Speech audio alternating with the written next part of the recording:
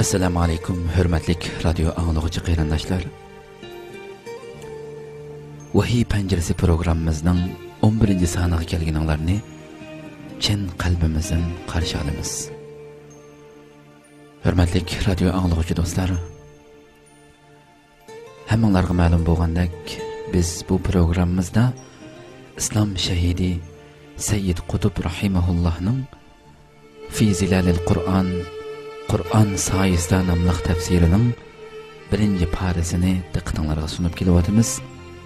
İnşallah biz bugünkü 11. san programımızda o'tgan saatda diqqatinglarga sungan 10. san programımızda tunji insonning qissasi haqida to'xtalgan edik. Şunun axirini bugün davomlashtirib boramiz. Mikrofon oldida Abdullah Yalqun. Qani bu yerda Qur'onning soyasiga munosib bir shaklda shu ishora, tasavvur va haqiqatlarni qisqacha mulohaza qilib boqaylik. Birinchi, bu qissadan oydinlashadigan nuqta shuki, islom tasavvuri insonga, shundaqla insonning koinotdagi o'rniga, funksiyasiga, insoniy qadr-qimmat o'lchamiga yuksak martaba va qimmat ato qiladi. Hamda yana islom tasavvurining inson bilan va insonning Allohga bergan ahdisi bilan bo'lgan munosabatining xarakterini, hamda insonning zaminga xalifa bo'lishini o'z ichiga olgan bu ahdining mohiyatini ko'rsatib beradi. Üstünki olamda uyushtirilgan insonni ulug'lash yig'ilishidagi shu ulug'vor jakorning o'zidilla islom tasavvuriga asosan insonga naqadar yuksak qimmat berilganligi o'zligidan oydinlashadi. Ya'ni bir maxluqning Allohning xalifasi bo'lishdek yuksak sharafga ega bo'lganligining eng ro'shan izhori Allohning tuproqdan butgan shu xasta bandaga oliy farishtalarni sajda qilishga buyurayotganligi bilan to'liq ifodalanadi.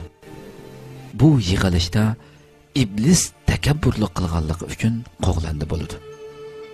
Bu ishlarning hammasi boshdan oxir Allohning nazorati ostida yuz beradi. Inson haqida mana shundaq nuqtai nazarga ega bo'lgandan keyin insonning bu tasavvuri fikr olimi bilan amaliy dunyosida intayin chunqur ulug'vor ta'sirlarni ko'rsatadi. Uningdan birinchi bo'lib barliqqa keladigan tasavvur, inson bu dunyoning xo'jayini. Dunyomu inson uchun va koinotdagi butun narsalarmu inson uchun yaratilgan. Shunga u har qanday moddiy shay'dan ustun, hurmatlik ham qimmatlik. İnsan dünyadaki bütün maddi qimmatlardan yuksak o'rinda turishi lozim. Shunlashqa har qancha katta moddiy manfaat va har qancha ulug' taraqqiyotlar oldida insonning tövanga tushib qolishiga, xorlanishiga yo'l qo'yilmaydi.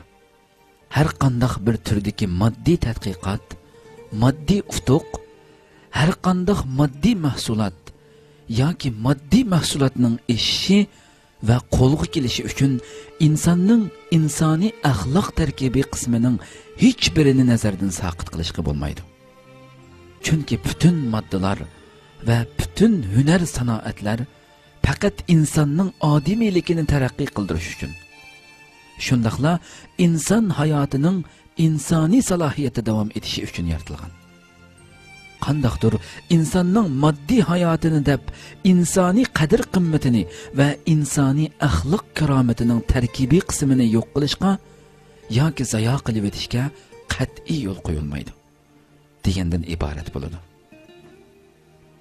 Ikkinchi, inson yer shariga eng zo'r ta'sir ko'rsatuvchi kuchdir. Chunki zaminning rangi ro'yini o'zgartiradigan mu inson. İnsanның ijtimoiy hayotiga chunqur bog'lanish munosabatlarini o'rnatadiganmi? Yanali inson. Hayotlik karvonining safar yo'nalishini belgilab beradigan qo'mondan va yo'lboshchimi? Yana shu inson. Moddiy mahsulot va moddiy mahsulotlarning taqsimot qonunining hech biri insonga rahbarlik qilish salohiyatiga ega emas. Biroq insonning cho'luvri moddining qo'lida bo'ladigan hamda inson xuddi chorasiz hayvondek uning orqadan amalsizlarcha mangadigan, xuddi hozirgi bir qism faylasuflar tasvirlab berayotgandek, ularning insoniy tasavvurida insonning hech bir salohiyati bo'lmaydigan bundaq tuzumlarda bo'lsa, mashina uskunalarining barg'ancha qadr qimmati o'sib, insonning qadr qimmati oyoq osti bo'lishga boshlaydi.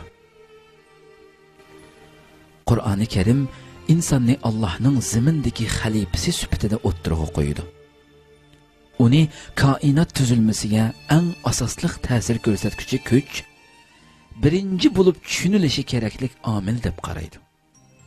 İnsanның yer yüzüdeki xalifaligi o'xshash bo'lmagan yo'llardan osmon, zimin, bulut, yomg'ir, quyosh, sayyora, yulduz qatorliqlar bilan yaqin munosabatlidir. Demak ki, bu barcha mavjudliklarning yaratilishida, geometrik shakllari va funksiyasida, ularning yer yuzidagi inson hayotiga muqimlik yaratishi hamda insonning xalifalik mas'uliyatini ado qila olishiga madadkor bo'lishi ko'zda tutilgan. Buning insonga berilgan naqadar yuksak maqom ekanligiga, shundaqla materialist iqimlar tarafidan uningga tayin qilingan nachar, pastkash salohiyatga hamda uningdan bir qadam bo'lsa-mu yuksalishga yo'l qo'ymasliklariga bir qarab chiqish lozim. Shubhisizki, inson uchun tuzib chiqilgan har qanday qonun tuzum ya islomning nazariyasiga yoki moddizmning nazariyasiga uyg'un tuzib chiqiladi. Uning natijasida insonning yuksak qadr qimmati ya texim yuksaladi yoki oyoq osti bo'ladi. İnsan ya mahluqotlarning eng sharafligiga aylandi yoki arzimas mashina uskuniga aylandi.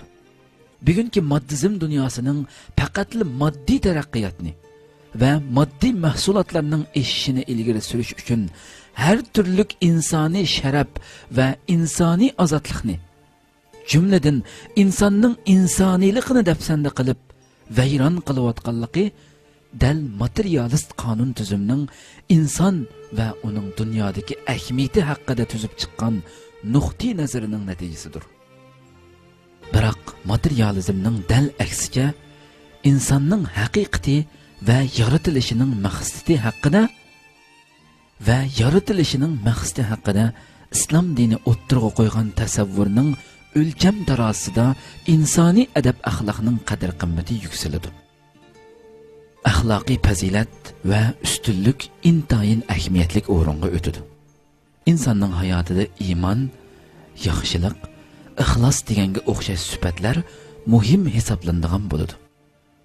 Chunki islom tasavvuriga asosan insonning zimindagi xalifalik vazifasi dal ana shu oliy qimmatlik xususiyatlar bilan zich munosabatlik. Alloh subhanahu va taolo bu haqda mundaq deydi: فَإِمَّا يَأْتِيَنَّكُمْ مِنِّي هُدًى فَمَنْ تَبِعَ هُدَايَ فَلَا خَوْفٌ عَلَيْهِمْ وَلَا هُمْ يَحْزَنُونَ. Sizlarga men tarafdan bir hidoyat, yo'l yo'riq keladi. Qandoq kishilar uningga ergashid ekan, ularga hech qanday qo'rqinch va g'am qayg'u bo'lmaydi. Demek ki, mana bu qadr qimmat bütün moddalarning qadr qimmatidan yuksak o'rinda turadi. Ammo shuni mu asdan chiqarmasligimiz lozimki, bu moddiy qimmatlarni hosil qilishmu dal zimindagi xalifaligimizning maqsadi ichiga kiradi. Lekin moddiy qimmatlar cho'qim yuksak ruhiy va axloqiy qimmatlarga bo'ysungan, hargizmi asosiy maqsadga aylanib qolmagan bo'lishi lozim. Mushu vajidillah islom dini insonning vijdonini shu qadar pok va sop, oliy hayot kechirishga qoyil qiladi-ki, boshqa barliq materialist nazariyalar bo'lsa, ma'naviyatning yuksakligiga kamsitish nazari bilan qaraydi. Moddiy uchun insoniy adab axloqni qo'ymay qurbon qiladi. Buning hammasi faqat turmushning ayshi ishratini oshirish, shundaqla hayvonga o'xshash qo'rsoq xumarlik uchun bo'ladi. İslamning tasavvurida insonning naqadar yuksak o'rinda turadiganligini uning irodalik va ixtiyorlik maxluq qilinganligidan bilib olishga bo'ladi.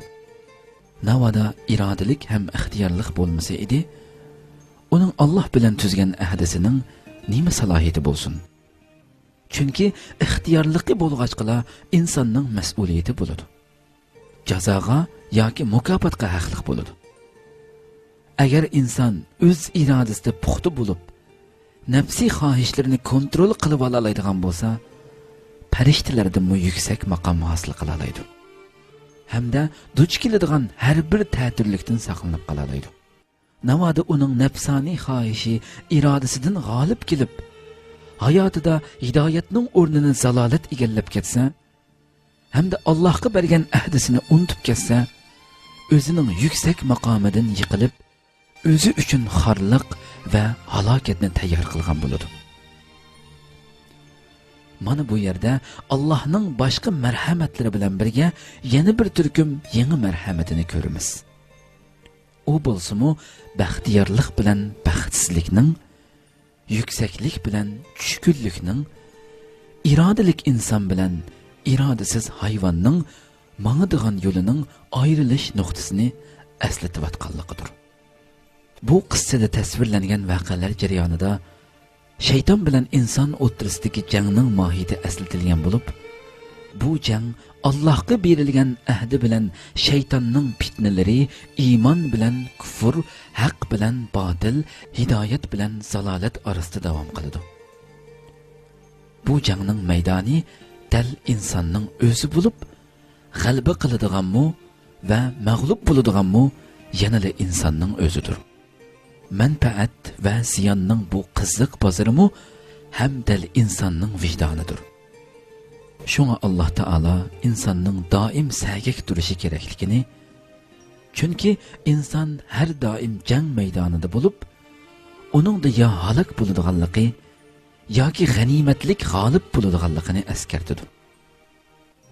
Bu qissada yana islomning xatolikqa va tavba qilishga bo'lgan qarashini oydinlashtirib beriladi.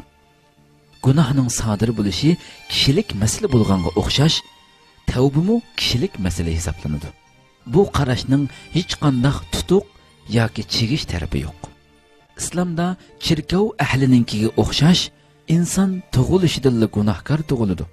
Isa alayhissalomning charmaqqa mehlanishi Odam alayhissalomning gunohining kafforati uchun bo'lgan degandek, gunohning ruhoniy kafforat tasavvuri yo'q.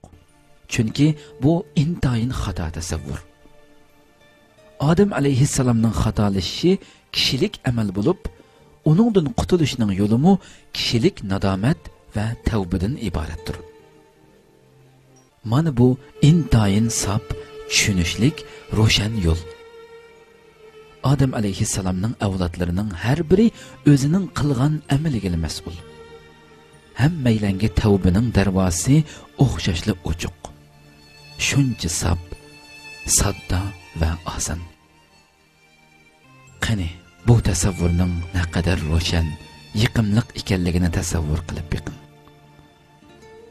Har bir kishi o'z yukini o'zi ko'tarishi lozim. Bu tasavvur insonni yaxshilikni hosil qilish uchun tirishishga hozir qilib, mayuslik va umidsizlikdan yiroqlashtiradi. Chunki innalloha huvat-tawwabur rahim. Alloh nihoyat mag'firat qiluvchi va intayin rahim qiluvchidir.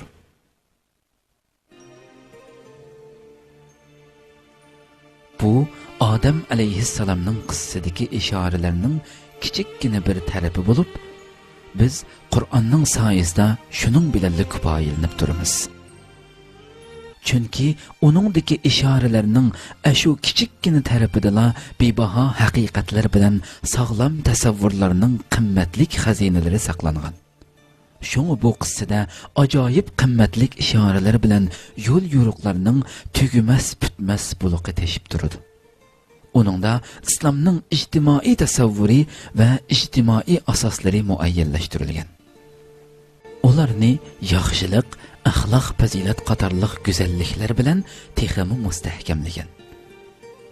Biz mana bu tarafini mulohiza qiladigan bo'lsak, u bizga Qur'ondagi qissalarning zo'r ahamiyatini va maqsadini, shundaqla bu qissalarning islom aqidasining asoslarini qanday kuchaytirib berayotganligini his qildirdi. Hamda yana Allohga yuzlanib ketayotgan va Alloh tarafga qaytadigan bu koinotni Alloh yaratgan. Şuna onunğa Allah'ın dergahideki üstün hükümran buluşu lazım degan tüp asasdan ibaret yüksek kadir kıymetlerini aydınlaştırıp berdi. Dervaqa insanın halife buluş kelişimi Allah'ın hidayetini özüge asas kılgan. Onun en muhim şerti insanın İslam kanunuğa uygun hayat geçirişidir. Bu kelişimden kiyilla İnsan bir iradelik məxluq buluş salahiyeti bilen goya açı yolunun dokunmuşida turgan halga keledi. Bir tarafda Allah onu çağırıvatkan ve o çağırıqni anlavatkan buludu. Eğer bir qararga kelsa, udul sıratal mustaqimga menib ketidi. Yana bir tarafda şeytan onu çağırıvatkan buludu. Eğer o xalisa, şeytanning yo'liga menib ketidi. Fakat mushu ikkili yo'l bo'lib, boshqa uchinchi bir yo'l asla mavjud emas. Ya Allohning yo'li, ya shaytonning. Ya hidoyatning yo'li, yoki zalolatning. Ya haqning yo'li, ya botilning. Ya g'olibiyatning yo'li, ya mag'lubiyatning. Mana bular Qur'oni Karim birinci qatorda o'ttirib qo'ydigan haqiqat bo'lib, insoniyat dunyosidagi butun qonun tuzum, nazariya tasavvur va hayotlik yo'llarining hammasi dal mana mushu haqiqat ustiga qurilgan.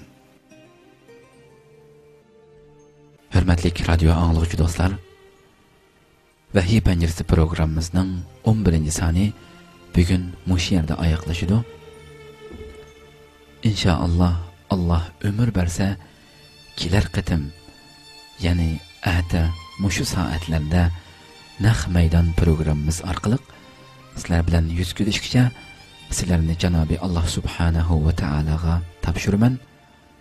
Bütün dünyadaki barlıq qeyrindaşlarınlar ve kemini pekir üçün hem icabetlik dualarınlarda əslab qoyuşanlarını cin qalbimden ümit qılman. وآخر دعوانا أن الحمد لله رب العالمين وصلى الله على سيدنا محمد وعلى آله وأصحابه أجمعين والسلام عليكم ورحمة الله تعالى وبركاته.